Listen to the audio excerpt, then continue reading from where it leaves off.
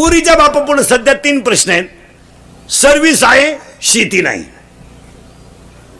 शेती आहे, सर्व्हिस नाही. दोन्ही आहे, कार्ट सुईचं नाही. ते रिक्षात टाकून आणावं लागत. हे 3 प्रश्न पोरीच्या बापापुढे. आणि पोराच्या बापापुढे एकच प्रश्न आहे, कोणची का मिळालं.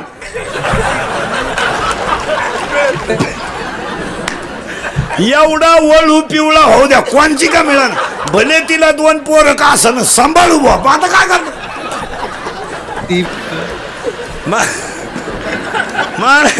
टाकून दिलेल्या पोरी सुद्धा या 2 वर्षात लोक धनाधन करायला लागले, तर काय करतील काय. बरं बापा पुढे असा प्रश्न आहे, हा सांड जर पिवळा केला नाही हा काही करीन ना. याला पाहिलं डीजेला घाम येतोय, धडधड करतोय डीजे. काय केलं म्या, काहीच नाही केलं. तू जे केलं ते कोणीच केलं नाही. तो 80,000चा तमाशा गावात सुईचा होऊ दिला नाही. आणि सप्त्याक कधी डोकून पाहिलं नाही. मग गावात सप्ते करायला त्रास होती, जत्रा करायला नाही होत. सप्त्याची मीटिंग बसल्या बसल्या एक जण म्हणतो, करायचं आहे का यंदा. हा मग मागच्या हिशोबाचं बोला. मी एक म्हणलं, तुम्हाला मागचं काढायचं आहे का. सप्ताह केला उडत. हे भैया वया. आणि जत्राचं कसं आहे, हे बा पोरं गावात तमाशा सोयीचा होऊन देती नाही. तमाशा यंदा आणायचा नाही. 14 गावाची. उठला एक जण कोपऱ्यातून, का नाही आणायचा बा. आपल्या पांढरीचा नियम आहे, बाई नाचल्याशिवाय पीक पाणी नाही. मग पहा, चांगलं सांगणं आपलं काम. लोक म्हणले पैशाची अडचण येते, 100 जास्त काढा पण बाई आली पाहिजे. 80,000 तमाशा आणला गावात. आपल्या गावचे 5-25 सांड, शेजारच्या गावचे 5-25 वळू. ती मंडळी वाजली का गोळा होती, ती बोलवाय नाही लागत महाराज. तुम्ही पहा महाराज, हळदीला 100-200 लोक, साखरपुड्याला 100-200 लोक. पण नवरदेव मिरवायला निघायचा टाइम, कुडून पोरं येतात. 10 मिनिटात गँग तयार झाली. तमाशा काही सोयीचा होऊन देती नाही. बायांच्या अगोदर त्या वळूनचा एक डाव. मग ज्याच्या ताब्यात वही येते, माईकवर बोंबलं तर शांत बसा.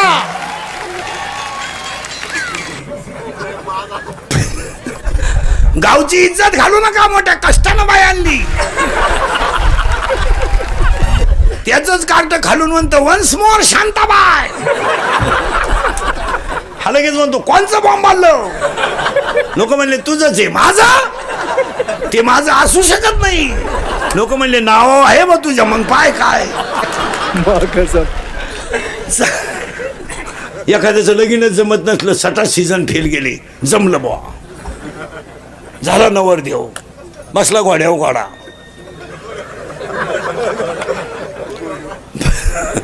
बसला घोड्यावर घोडा. आली शांताबाई, हल्ली घोड्यानं उडी, फाटली गोदडी. लोकांना 5-5 जेव्हा लोकांना 5-5 पोरं होत होते तेव्हा तुम्ही शाळा काढल्या नाही. आता लोकांनी कार्यक्रम बंद केला तर तुम्हाला उता आला. मावळ्याचा बाजार झाला सगळा. कोण महिला मंडळ पापड भाजून खात्यात का तळून. तुम्ही कशा खाल्या. आकली आहे तुम्हाला काही. तळेल पापडाला चकना म्हणतात. काय सांगावं काय ह्या लोकांना. महाराज शिकलेली माणसांना तर काय झालंय, नवीनच आणतात काही बी. पोरीनी पोरांचे कपडे घालायचे, सुधारलं जग. आता पोरीनी ह्या 2 महिन्यापासून एक नवीन डाव आणलाय, बापालाही कळना. ते तोंड बांधून फिरणारी जी पोरगी आहे ना, तिचे फक्त डोळेच उघडे होते पहिले. नाकाचा शेंडा डोळे. बापाच्या शेजारी पोरगी पोराबरोबर हॉटेलमध्ये चहा पिऊन गेली. वेटरनं ओळखली पण बापानं नाही ओळखली. आता पोरीनी त्याच्यापेक्षा एक नवीन आयटम आणलाय 2-3 महिन्यापासून. मोबाईल आहे ना, मोबाईल असा मोठा आहे ना, त्यांनी ती खटकी काढून टाकली. आता त्याला एक कांडी आहे, कांडी ट्यूब. कोणती ट्यूब आहे ती. हा ब्ल्यूट्यूब. ती कानात अडकी ती, इकडं टॉक काढी ती, बोलत चालत. ज्या गाडीतून उतरली त्याच गाडीत परत शाळेत गेली. लोक म्हणले शाळा सुटल्यावर का आली पोर. काय झाकली 1.25 लाखाची उत्तर पुढं सरकायचं आपल्याला. तुझ्या डोक्यात फरक झाला बाई. तिसरी जाती तर पहिली बाळात पण आली ती, पहिली बाळात पण आली ती, दुसरी ऑपरेशनला येते. तू नक्की मोकळी कधी होती?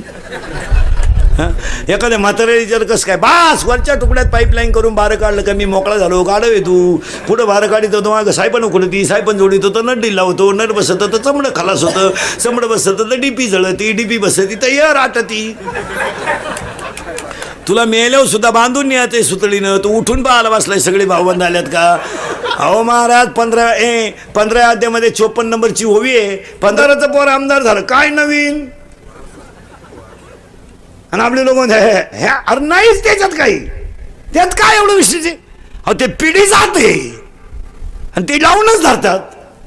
ती हुशार मंडळी असते. ती बाप दमत आला का पोरगा आलंच बाहेर काढते. ती अशी येडे नाही. लगेच 5-50 वाढदिवसाची बोर्ड लावून द्यायची. 5-50 याडपाट गोळा केले का झाले युवक संघटन. ती हुशार मंडळी राहती. तर आपल्याच्यानं होत असतं का ते. आणि आपण म्हणतो माझ्या पोराला पकवा शिकवत आहे. इथं पकवत्याचं याडं निघलं तुझं कुठं शिकतो? मावळ्याचा बाजार. कोणी उठायचं माझ्या पोराला कीर्तन शिकवा. अहो कीर्तन करायचीच कचा क्वाटरी पेतात. तो कोण नेतो? असं चालतं का महाराज? तसं नाही चालत. जगामध्ये एकच माणूस असा आहे का बाप करतो तेच पोऱ्या करतो पुढारी. हुशार. बाप दमत आला, पोरगा उठला. पोराला जागा नाही, सून. सून नाही, येईन साडू टोळी तीच. असं जमून नाही देते. रात्री बायको बाळातीन झाली का सकाळी रस्त्याला बोर्ड उमलते नेतृत्व.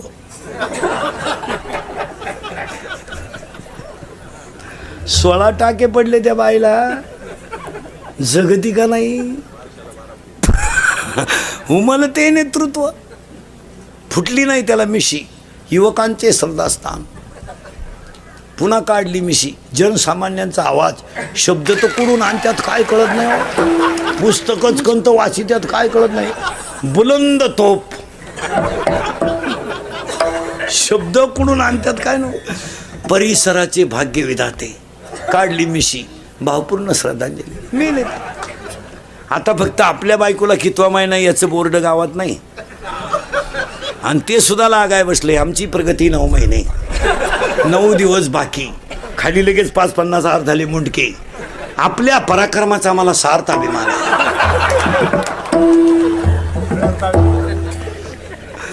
तुमच्या पुढच्या पराक्रमाला आमच्या संपली माणसं महाराज. 11ला बाई कामाला येते, 5ला जाती. 200 रुपये रोज आहे. 2 तास खाती दुपारा. काय खाती तिचं तिला माहिती. आणि तिथं एवढंच खाती 2 तास. तिला म्हणलं हात उचलती पण तिथं या कांद्या लागला होता. लागेलच लागायचं काय राहिलं. हो मोबाईल आहे तिच्याकडं. ती नवऱ्याला फोन करते गवत न्यायला या. तो गडी सायकल येऊ नये. त्यालाही गाडी. त्याला 300 नीला 200 किती झाले 500. आपल्या गावात त्यांचं 20 लिटर दूध डिरीला आहे त्याचे 500. 1000 रुपये रोज आहे नवरा बायकोला. ताज्या दुधाचा चहा पिती 6:30ला. पाणी वापरीत नाही चहाला, नुसतं दूधची. सगळ्या घरातले लाईटीचे बोर्ड पाहिले ना त्यांचे. एक लाईट बोर्ड नुसतं चार्जरसाठी. एवढे त्यांच्या घरात मोबाईल आहे. घरं आपल्यापेक्षा अप टू डेट आहेत. वा वा वा. जेवताना TV पाहती, झोपताना मालिका पाहती. माझे मन तुझे झाले. हां दिवस उगेपर्यंत झोपती. सकाळी आपणच तिच्या घरी बिनतोंड उठल्याचं. आज काय करता येतं का काय? आजचे दिवस या भाऊ राहिलं तेवढं द्या काढून. ती म्हणती सांगन 10 वाजता चायला जमीन ठेवा का नाही. असं झालं. पेमेंट मोकार झालंय. सासरवाड्यात तगड्या मिळाल्यात. मिवणीच्या ऍडमिशनची याला काळजी. थोरली मिवणी बाळातपणा राहील त्याची याला चिंता. लहानी मिवणी परीक्षेला गेली 12वीच्या. मग येते का नाही तिला सापडून आणा याला आठवडा गेला. मग ती का निकालच घेऊन येते काय. यांना इकडे पाहिलं वेळ कुठे. यांना वेळ कुठे. यांच्या घरात पुरी अशा जन्माला आल्यात तर त्यांना नवरा देखणा पाहिजे, गोरा पाहिजे, चांगला पाहिजे, त्याला भाऊ नसला पाहिजे, त्यानं पगार माझ्या ताब्यात दिला पाहिजे. आणि मी खर्चले किती हे विचारलं नाही पाहिजे. असा पोरगा तर पुरीला पाहिजे. त्यानं त्याचे आईबाप हाणले पाहिजे आणि माझं गाचपान सांभाळलं पाहिजे. किती वाईट परिस्थिती झाली महाराज. लोक फक्त कडक कपडे घालतात नाही तर म्हाताऱ्या माणसांच्या बाबतीत घरातली परिस्थिती एकदम भयानक आहे. तुमचं काय मत आहे? हे फक्त तुम्हाला बंगले थोडे मोठे दिसतात व कडक कपडे घालतात लोक, आणि पाहुणे आल्यावर थोडेसे भारी भारी बोलतात, म्हणजे आपल्याला वाटतं ही माणसं सज्ज नाही, लय नालायक. अहो महाराज यांच्या घरी जर पाहुणीला पुरीला पाहिला, पाहुणे आले ना, महाराज बोलू नाही, मला दम निघत नाही. मी घरून निघतानाच ठरवतो आज वाईट बोलत नाही, पण मला कळ नाही निघत. महाराज काही माणसं अक्षरशः म्हाताऱ्यांना कोंडून घेतात. पाहुणे येणार ना पुरीला, रांगोळी बिंगोळी काढायची, स्वयंपाक चांगला भारी करायचा, पाहुण्यांना गाद्या बिद्या, आणि म्हातारा कोंडून घ्यायचा, आणि काय म्हणायचं माहिती का, पाहुणे जाईपर्यंत उघडू नका रे. हा काही बोलल तो, येणार का तो, कारण येणारे पाहुणे सगळे बिनबापाचे ना, त्यांना बाप कुठे ते वड्याला सापडे लावला ती. हा उलट माणसानं म्हाताऱ्याला जरा बरे कपडे घालून पाहुण्यात बसवलं पाहिजे. तुमचं काय मत आहे?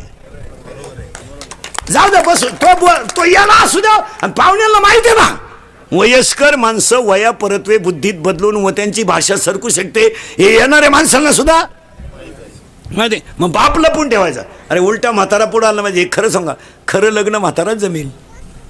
वा वा वा, ते साधं